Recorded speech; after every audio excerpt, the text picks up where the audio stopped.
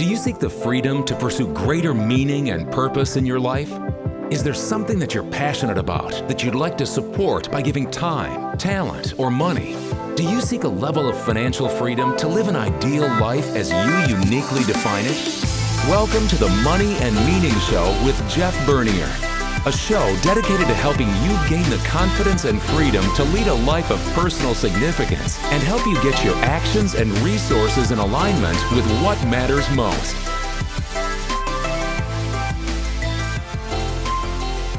Well, hello and welcome to the Money and Meaning Show. My name is Jeff Bernier. I am so pleased that you decided to spend a few minutes with me today. I'm really excited about today's show. It is long overdue for having this guest on. And what I'm about to tell you, you've probably heard before because I tell this story a lot. But back in 2013, I reread Bob Buford's classic book, Halftime, all about how to move from success to significance in the second half of your life. And I was approaching my 50th birthday at the time, and it hit me like a ton of bricks. Like, this is something that I really needed to hear at this point in my life. And I got really excited about trying to figure out what God wanted me to do, essentially, with the rest of my life. And it was at a time where our business was doing reasonably well, and I thought I had the margin to actually explore some of these things. So I got really passionate about learning more about this whole idea of helping others figure out how to have a meaningful and fulfilling second life, and how do we marry that with our wealth management practice. So about that season, I enrolled in the Halftime Institute. And the Halftime Institute was an intensive training around these subject of money and meaning and purpose, and how do you live a second half of significance. And as part of that process, I won the lottery. And the reason I won the lottery is I learned and got to know my good friend who is with us today, Dick Gygi. And so Dick was sentenced to be my coach for a couple of years through the Halftime lottery. Yeah, through the Halftime Institute's process. They connect you with a certified coach, and Dick was my guy. So this was all the way back in 2013. So our guest today is Dick Gygi, and I am so excited to have you here, Dick. Yeah, well, Jeff, thank you. I'm delighted to be here. The title of this show, or the podcast we're doing, is so relevant and so well depicts what your life has been committed to. And I know this is corresponding with the launch of your new book. I'm really excited about that. And thank you. I'm glad to be here today. You're a great friend. I've watched you from a distance, from Nashville to Atlanta. Bonnie and I talked a bit about our visit over there.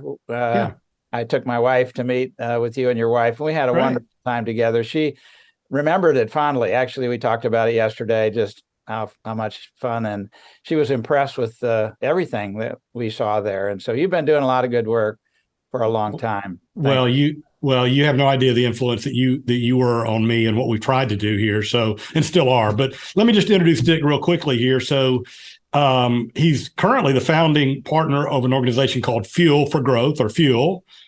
Prior to that, he had a long and distinguished career in the marketplace.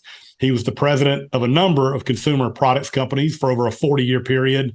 The last one was a group called PlusMark, which is a subsidiary of American Greetings. You may be familiar with their seasonal gift wrapping products. He is a co-founder of ThriftSmart that I want to talk about later today. He's become an expert on social entrepreneurship, really, as he's moved into his second half journey. He mentioned he's married to Bonnie. They've been together, it looks like, for about 50 years. And 55 years. 55 years now. Wow. And we've actually been dating for 59. Okay. Well, that's good. You're still dating. Yeah. And he's got he's got 4 children, 7 grandchildren. He is active in his church, in other organizations. But anyway, welcome, Dick. It's really great to have you.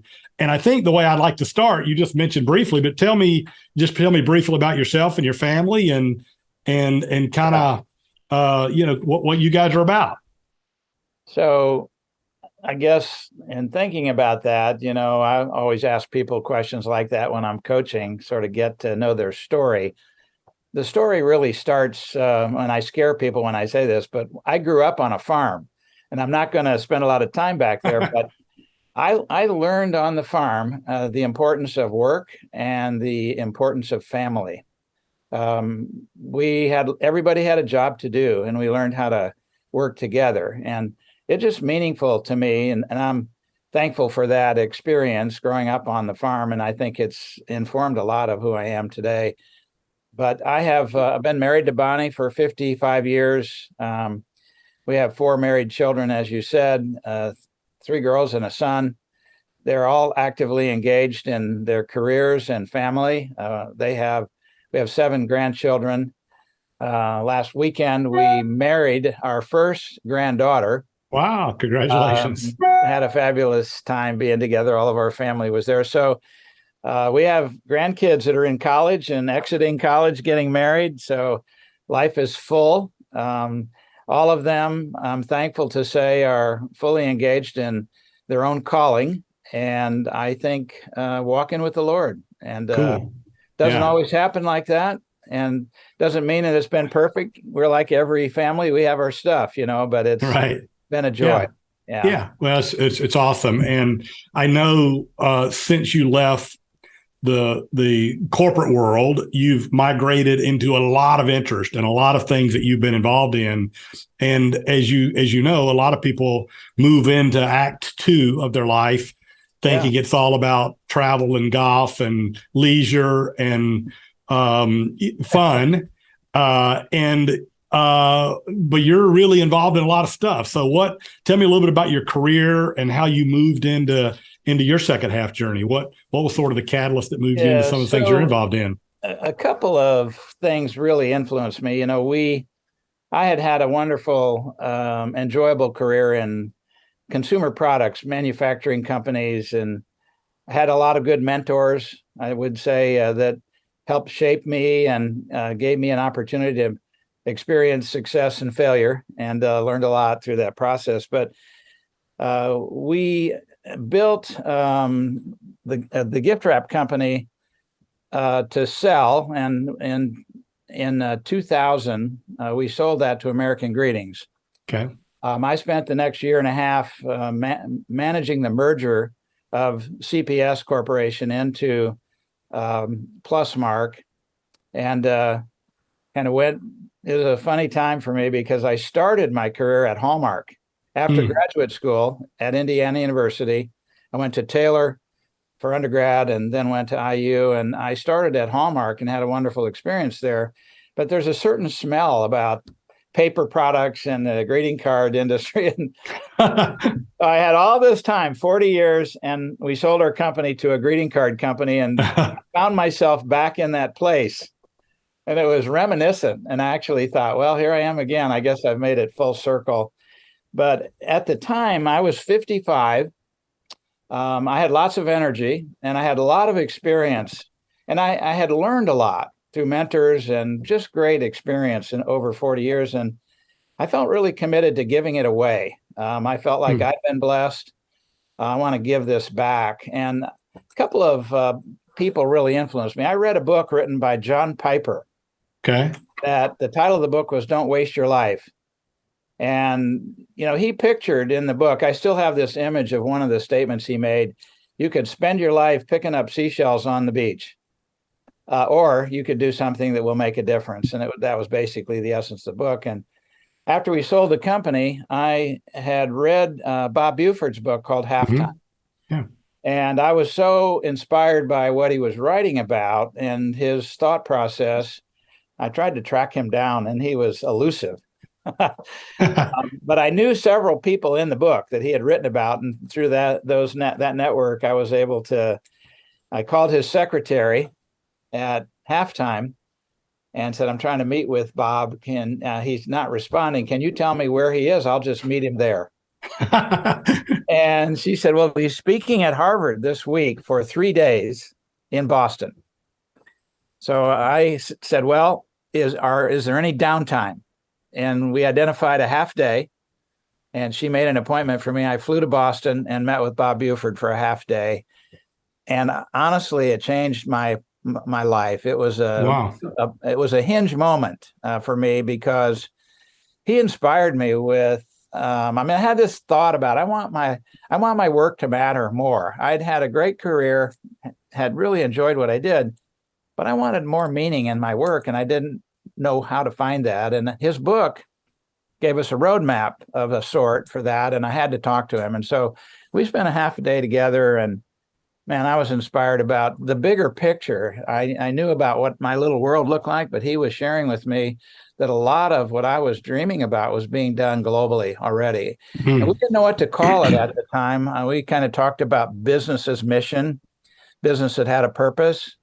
Today, it's known as social enterprise, but back in those days, it didn't even have a name.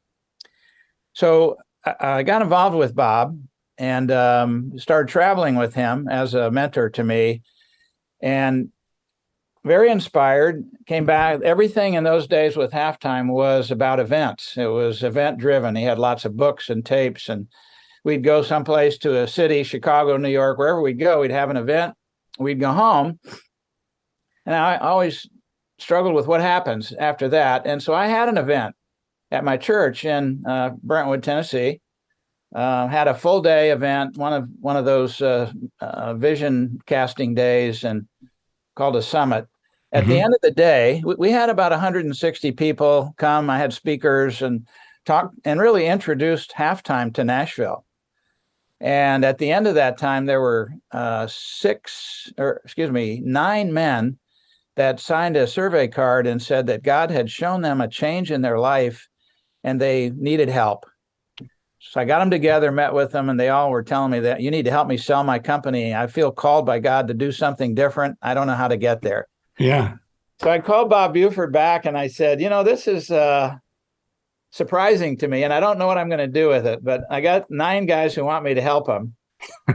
Bob Buford was mentored by Peter Drucker.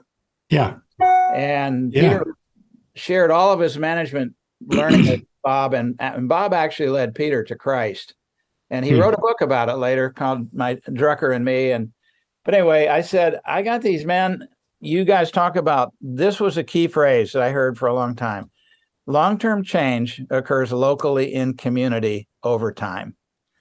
And I said to Bob, you've talked about that, but you don't have any community. It's all tapes and books. And I've got some men that want to have somebody walk with them. And I'd like to create a place where these men could be coached. And that was a word they hadn't used.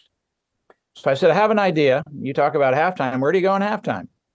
Well, you go in the locker room. That's where you evaluate the plays of the first half and think about how do we finish well. He said, well, I like that. I said, well, I'll get back to you. I said, I want to give you a plan. I wrote a business plan, called him back in a week and said, here's what I'd like to do. I'm going to create a coaching center called the Locker Room on the campus of my church. We're going to build it out, and I've got 9 guys. We'll start with this. I'm going to coach them for a year. I'll bring them to Dallas. We'll create a common language and see if it works. And I said, I need $150,000 to launch this pilot program. He said, I'll put in 50 of my own money. Will you match it? And I didn't think he would. Yeah. But he did. He matched it. You just have to ask. I felt like the dog that was chasing the bus. Now I need another. You caught it. Yeah. So I went back to my pastors at the church and said, I need $50,000 to launch this program at the church. And they said, well, I told them it's a business, so it's not a nonprofit. And they said, well, we're in. We'll give you $50,000. We opened up the locker room, and for the next 8 years, I coached out of that locker room and built what was a coaching practice for halftime. And it grew. We had 14 independent centers around the country that they didn't all use the locker room brand, but the idea of coaching emerged instead of just having books and tapes. And it was coaching business professionals who were looking for something more in the second half. These were all executives, basically men and women who'd had a successful career. And for some reason, life had turned over on them. They'd sold a company. they'd made a lot of money, they lost a spouse, they lost a company, whatever it was, they were in a point of transition and they needed some help to figure out how to get from there to where they should be. Yeah. And that began our coaching experience, and I did that really for 8 years and loved it. Coached probably 100 people. And during that time, you were one of the great leaders that I had the privilege of walking with. And I saw a lot of transformation of people's lives. Yeah. It was a joy to me. And along about that time, the church decided they wanted the building back. And so I prayed about it, wasn't happy about it, but I felt like God was, there's another book called Necessary Endings. Mm-hmm. I felt like this must be one of those times. And so I was being pursued by young entrepreneurs. There was no coaching available, but a lot of people were coming to the locker room. And so I created another business, basically to help young entrepreneurs to raise capital, build community around them with banking, legal, and financial, offer some advisory services to help them to scale their business. And then finally, to have a discipleship component. I would put them into little roundtable groups and disciple them to learn how to integrate their faith in their work more effectively. Right. Yeah, and that's great. It was, so it became Fuel for Good and began to do that. And Nashville is a booming center for entrepreneurship. And at the same time, during that period of transition, this was a pivotal point for me. I had been traveling with business leaders. I'd take guys like you to Africa or South America to try to open up your heart and let God show you what might be happening in your heart. Because the second half journey, the first half is a lot about the head. We make decisions, it's empirical, it's tactical. The second half journey is a lot more about the heart. And so I began to realize that. I was traveling in Malawi in Africa. This was a pivotal point for me. It was 2003. I was with a group of business leaders. We were distributing irrigation treadle pumps. Malawi was in a famine, tough time. Lots of people had lost their livelihood. We were distributing pumps to individual farmers. We had a day off. So what do you do when you get a day off? Well, I took the business guys to the prison. Oh, gee. we went to one of the largest prisons in Africa in the capital city called Lilongwe. And it was a desperate place, Jeff.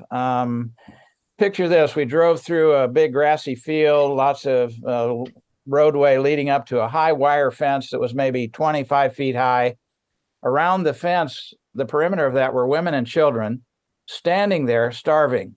Oh, gee. Inside the prison, we went in with Muslim-led prison. We went inside, shared our faith, had a little bit of a scuffle. I wasn't sure I was going to get out. But on the way out of the prison, there was a concrete building that I said, well, what is that? And I walked into this block building. It was empty. The smell was so pungent that my eyes burned. And my nose, I could hardly stand the pungent smell. I said, what is this? And they said, well, that's the dormitory. I said, well, what do you mean there's no furniture in here?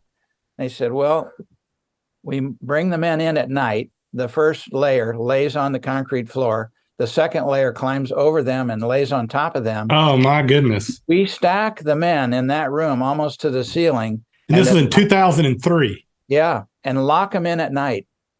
That's where they sleep. I said, well, they must die. How do they survive? The response was, well, they do. Lots of them die, but they're just throwaways. They're oh my. The whole experience was just so unbelievable. And we left there, and I went the next day. We were back to our agricultural thing, and I never left the prison. Mentally, yeah. There were 1,600 men in that prison. Wow. And so somebody said, well, Dick, where are you? You're not here. And I said, well, have you been to the prison? These were local people. And they said, well, no, why would we do that? I said, well, here we are trying to restore farmers one at a time. They don't have land. They don't have water. And they don't have any resources to do this. I said, why? The prison has acres of land, 1,600 workers who could be put to work. and they have water. Why don't we take this system of irrigating the land to the prison, train the men to work, create food for them? They were being fed about 2 inches of cornmeal every day, and they were dying. And their spouses and children were starving to death. And the smell and the image of that was overwhelming. We went back to the prison, made a proposal to the wardens. They accepted it. Before we left, we raised $30,000 to go back to that prison to buy seed, cultivate that land, equipment. And at the end of 2003 and 2004, I started getting images, reports back.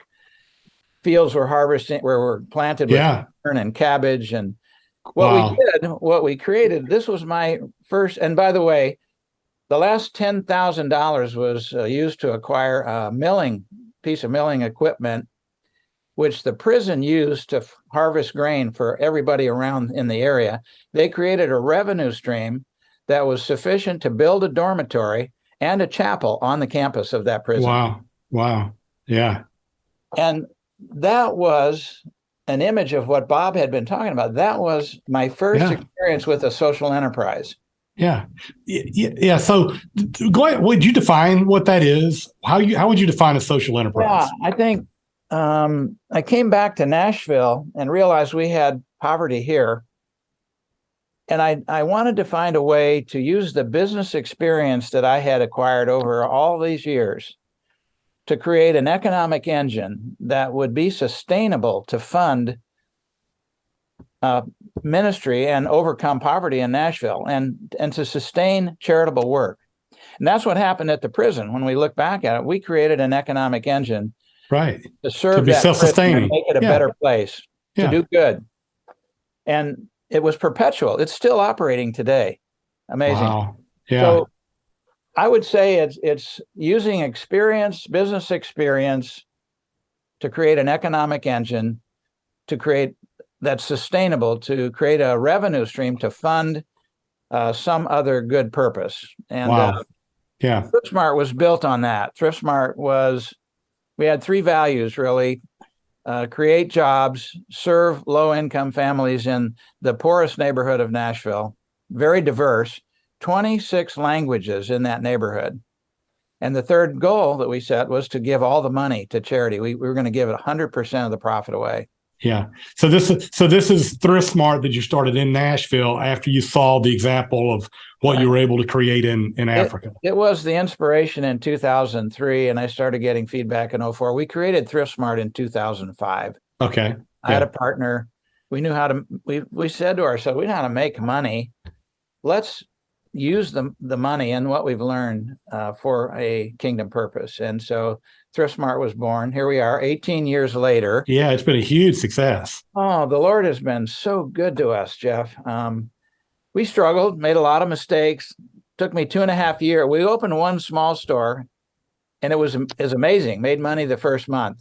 Yeah. We could do this. We opened a big store. It took 2.5 years to make it cash flow.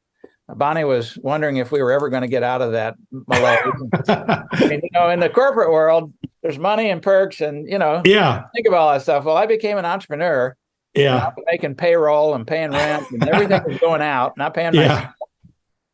And we had some struggles with it. And we created a model to replicate. We thought we would franchise it ultimately.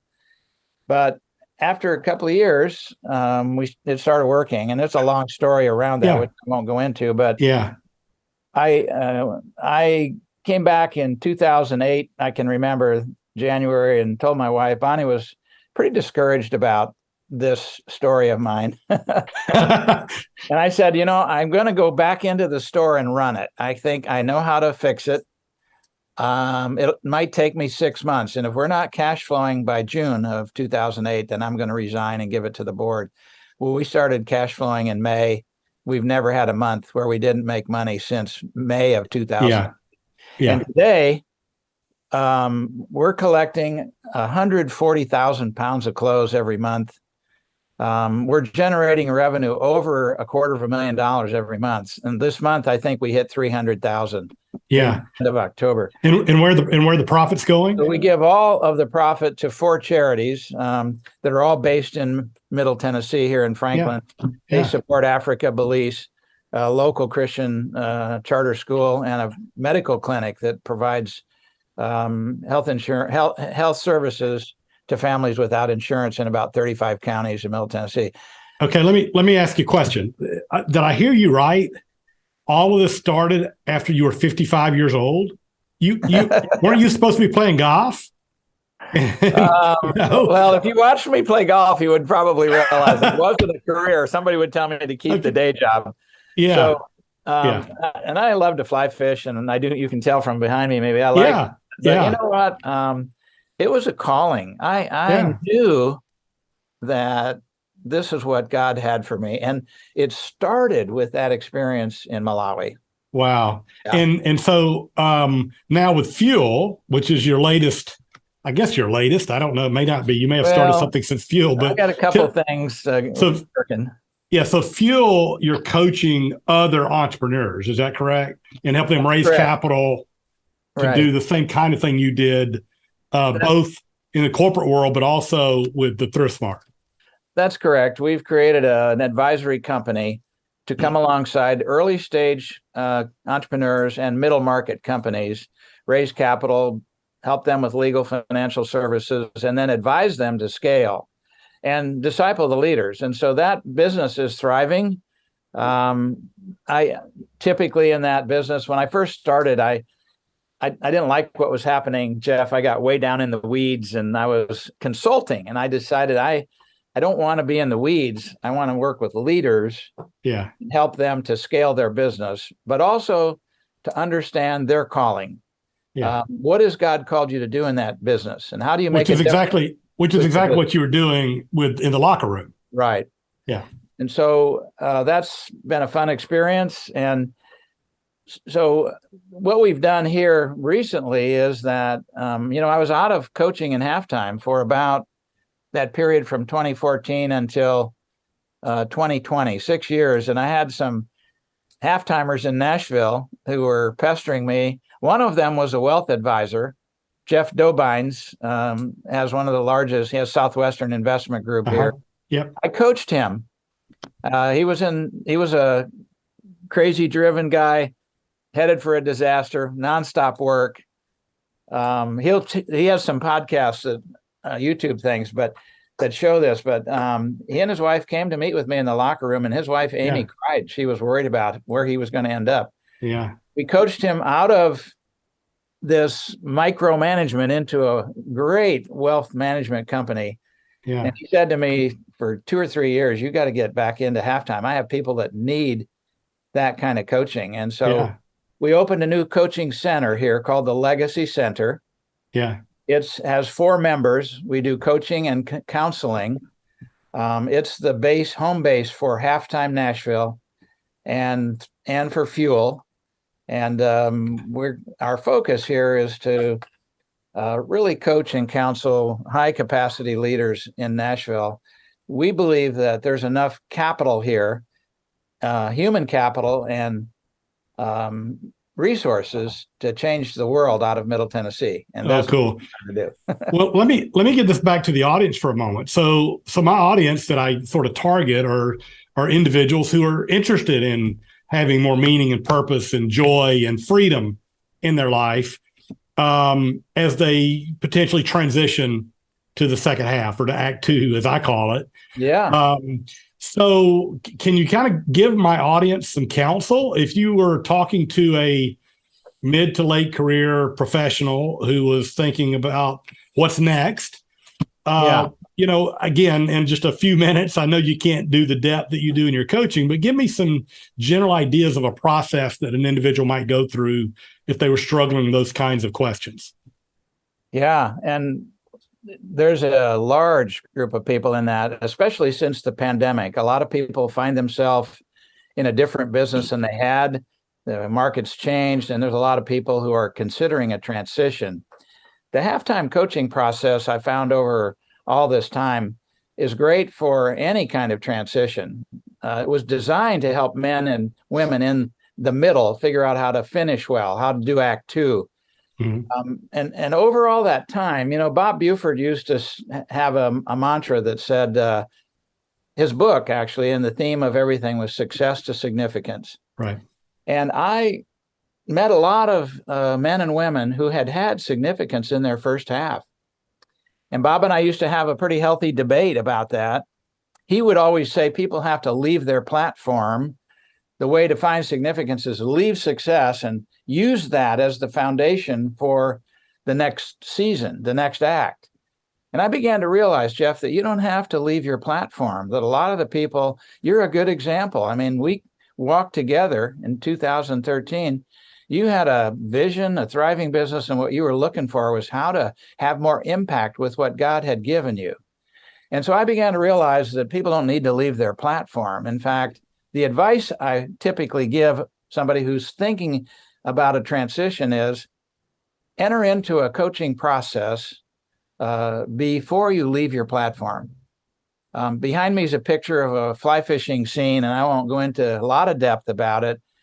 But I was fishing in San Miguel River in Telluride, Colorado. Yeah. I had an experience where I caught a bunch of fish in a hole. My line got tangled. I walked up to get it out, and I looked, and around the bend was another beautiful fishing spot. But some of the water that hit that bend spun out and went over to the left. And it was shallow, it was warm, foam on it, and it was a place where trout die because it's too warm. The water doesn't, they don't survive. Doesn't move. Yeah. And I had coached a fair number of people who and that's called an eddy. And I had coached a fair number of people who got stuck in the eddy. And they made bad financial decisions that morally got them in trouble because they lost their identity. And I began to recognize that I just saw that there was a lot going on around the bend. And I began to encourage my clients to stay on your platform until you know what's around the bend. And we have a process that helps people figure that out. And it's all about understanding who you are at the core. What is your mission, values? I worked with hundreds of executives who helped their companies create a mission statement, and hardly any of them had a personal mission statement. And the mission is important because it helps you define what you're going to do, but it also helps you to decide what not to do. And so it gets you focused. And so we work with a process, starts with the mission, vision, values, who you are at the core. And then it helps you to understand what is your margin? What kind of capacity do you have to make a difference from here? And that's basically the elements of time, talent, and treasure. Right. Evaluate that. I like what you said about your debates and your realization about finding out kind of who you are at the core, who you're, and, I had an opportunity to meet Mr. Buford on my trip to Nashville for coaching. And there are two things that I think struck me. He actually said, it was success to significance, but in this season of my life, I realized it should have probably just been surrender. Bingo, you hit it right on the head. Surrender. So not success to significance, but to surrender. But he also recommended some of Richard Rohr's work. And I know Richard Rohr has a great book called The Immortal Diamond, which is all about your soul and your true self. And that's kind of what you're trying to help people excavate. What, who are you? Why are you here? What's the Holy Spirit inside you want you to do? With the gifts that you've given. So that's pretty insightful. So in terms of the process, it starts with that, I guess, finding out kind of who you are. Yeah, it's about understanding who you are at the core. It's about evaluating your capacity. What kind of margin do you have? I like to help people create margin while they're on their platform. I'm coaching and I put people into a round table. The process is about putting people in that community where they find encouragement, accountability. The little community acts almost like a personal board, and we evaluate the journey that they're on and help them figure out what is the next season, what's the best fit for you. That's kind of the key. But you said it, Jeff, it's not about success to significance. It's about surrender. And it's about making eye contact with the Lord in that second half journey of the heart. Yeah. And, I had my 77th birthday a week ago. And Happy birthday. I never quit learning. And I want you to know that I hadn't figured this all out. I mean, probably 6 years ago, I ran across a new curriculum that my church developed for discipleship, and it's called The Journey of the Heart. And in the process of going through that, I got in it because I wanted to use it in my coaching, and it's terrific. I use it today. Yeah. I realized in that process, it's a question. There's 4 quadrants in the heart. You think, what are you thinking? What are you feeling? What do you want? That's an important question. What do you want your life to be? And then what are the options that you have? What choices can you make? And I went down deep into that, and I realized, Jeff, I was so driven myself that a lot of my life, I had lived it really running ahead of the Lord. I've been following Jesus since college, and but I'm running ahead a lot of times, and I found myself getting up in the morning. I mean, I rise at 4:30 or 5. I love the mornings, and I'd make the coffee and I'd have a devotional, but my mind was already moving to my 9 o'clock meeting or 10 o'clock. And I didn't like that. I was controlling it. I wasn't letting go of that stuff. Yeah. A lot of what I had told my clients, you got to let it go, I wasn't actually practicing doing it myself. And so I changed my behavior. I get up at 4:30, make the coffee. I go upstairs and sit in the dark. And sometimes I read a psalm, I meditate, but honestly, Jeff, most of that time is just being quiet and listening. Just listening. To Yeah. the Holy Spirit. Yeah. And I never heard him speak. I haven't heard an audible voice, but I'll tell you what happened is I began to learning to let go and let him have the day, let him have the 9 o'clock meeting. Yeah. And just as an example, I might have had a meeting with somebody. It was strategic. We were going to talk about this and that. I decided to go unprepared, and it scared me because I'm all about being ready. Yeah. Meeting. And instead of talking about strategy, do you know what happened? The man that I was meeting with started talking about his faith and his struggle and stuff with wrestling. Yeah. I mean, I even get a little emotional thinking about how that turned so quickly. I knew that the Holy Spirit had it. Without an agenda, without your agenda. I began to do that every morning, and it's changed how I behave, really. And so I want to say, even at 70 years of age, I was still learning how to surrender every day. Yeah. And I think that's the journey that we're all on. Yeah, that's incredible. Well, this has been fantastic, Dick. I know that our listeners have got a lot of value out of your story. I know Lloyd Reeb wrote a book with a halftime group, called Halftime Stories, a great big coffee book that I give the clients because I think it's very encouraging. And your story is just like that. It's really, really encouraging for people to see. And everybody's got a unique path. Yours doesn't have to be someone else's, and mine doesn't have to be someone else's. But I think it's a process around it. And at 55 or 77, it's not too late. It's never too late. Well, I realize our stories are unique, and we've hung on to Ephesians 2:10 as a model of what we're trying to do, because we are a unique creation in Christ Jesus. And we're made different than somebody else. I'm different than you, and our story is unique. But God knows the story in advance. He's prepared work for us ahead of time. If we can figure out what that is and walk in alignment with that, there's great joy and purpose in that. And that's a secret to it. Very encouraging. Yeah. I wanted to share one more thing, if I can. Please, of course. Today I'm active. I love what I'm doing. Lots of grandkids, and life is full. One of the things at halftime that we've created, I know, how do we connect? You and I have been disconnected for a while, and I love this opportunity. Yeah. We've been working on that. And, Bob had this image of 100X, multiply, parable of the talents. And we've created, in the halftime process, we've created a global portal called Thousandfold. And I want you to go there and check it out. And any of your listeners can go to thousandfold.org. It is it's a movement that's been created by Halftime to connect people globally. We've got thousands of alumni around the world. And the idea of this is sort of like a LinkedIn portal. It'll put your profile in there, and you'll automatically be connected to other people around the world that have the same passion or involved in the same work. And we've been a year in development. We did a simulation in September, and we're launching for early adopters in November. It's actually coming. And I'd like to invite you, Jeff. I'm going to send you some information. Please do. Be an earlier adopter with me and maybe 30 others that I'm going to identify to get on the portal, on the platform. And it's going to be amazing. I'm excited to see it. It will be the connector for thousands of alumni to do kind of what we're doing right here. Yeah.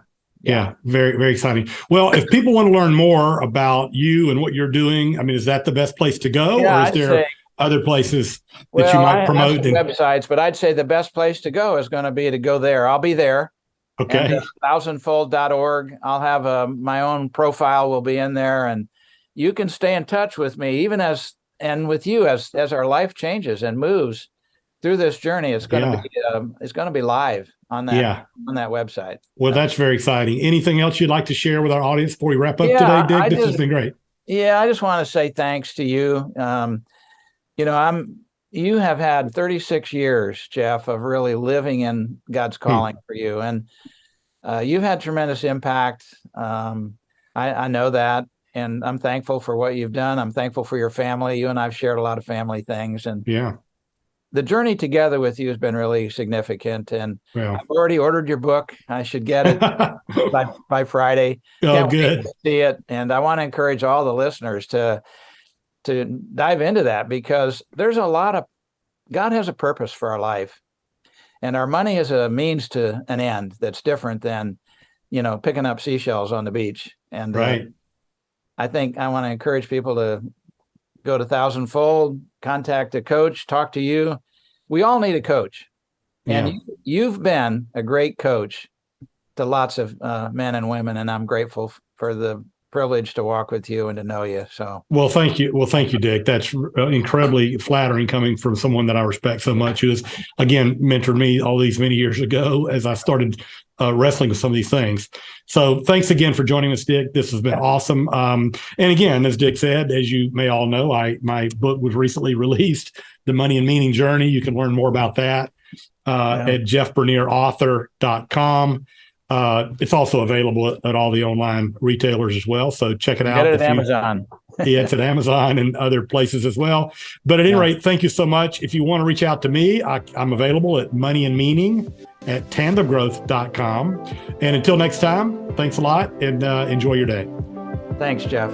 Thank you for listening to the Money and Meaning Show with Jeff Bernier, a show dedicated to help you gain the confidence and freedom to lead a life of personal significance and help you get your actions and resources in alignment with what matters most.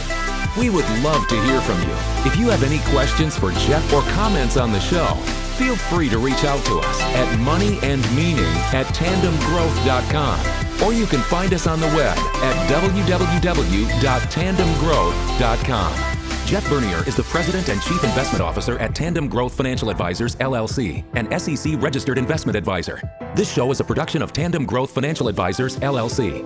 All information discussed is general in nature, is provided for informational purposes only, and should not be construed as specific financial, legal, or tax advice. Listeners should consult an attorney or tax professional regarding their specific legal or tax situation. Listeners should not rely on the content of this podcast as the basis for any investment decisions. A professional advisor should be consulted and/or independent due diligence should be conducted before implementing anything discussed in this show. While information presented is believed to be factual and up to date, Tandem Growth Financial Advisors, LLC, does not guarantee its accuracy, and it should not be regarded as a complete analysis of the subjects discussed. Tandem Growth Financial Advisors, LLC, does not make any representations or warranties as to the accuracy, timeliness, suitability, completeness, or relevance of any information prepared by any unaffiliated third party, such as guests on the podcast, and takes no responsibility for the same.